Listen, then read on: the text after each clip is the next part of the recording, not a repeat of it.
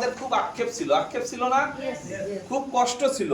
বলছে অনেক কষ্ট করে একটা ফ্যাক্টরি বানালাম, তারপরে একটা কফি আসলে সেটাও খাইতে পারি না, কেমন টেস্ট লাগে না, এরকম ছিল না?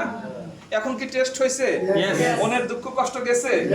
হ্যাঁ, দাম বেশি ছিল সেটা গেছে, দাম কমছে।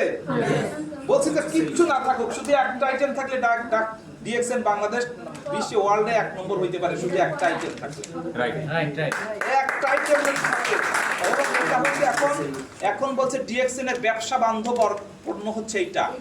একটা আইটেম দিয়ে ব্যবসা করবেন, একটা আইটেম দিয়ে, কিচ্ছু দরকার নাই, একটা আইটেম দিয়ে ব্যবসা করবেন, টাউন অ্যাম্বাসেডর হতে পারবেন। টাউন অ্যাম্বাসেডর ডাক্তার কসকো লাজলো একটা আইটেম দিয়ে ব্যবসা করছে, একটা, সেটা হচ্ছে এই জিনিস। এইটা এই ধরনের একটা উইপন, অস্ত্র।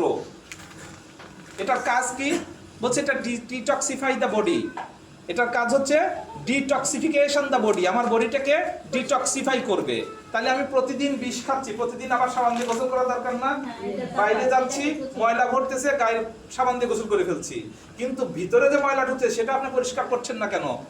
তখনই তো বেশি দিন পরে ডাক্তারের কাছে যেতে হবে, ডাক্তার বলতে যে সরি আমার কিছু করার নাই, এরকম বলে না? তাহলে আপনি প্রতিদিনের ময়লা প্রতিদিন যদি পরিষ্কার করি, সকাল বিকালে এই কফিটা খেতে পারি না আমরা?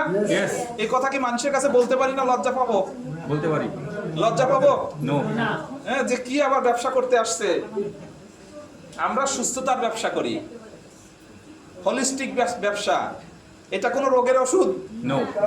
রোগের ওষুধ? নো। হ্যাঁ, এটা কি? খাবার। খাবার।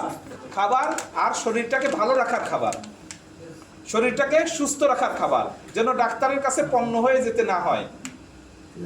যদি না খান তাহলে ডাক্তারের কাছে ডাক্তারের পণ্য হয়ে যাবেন। হ্যাঁ, ওকে, ক্লিয়ার?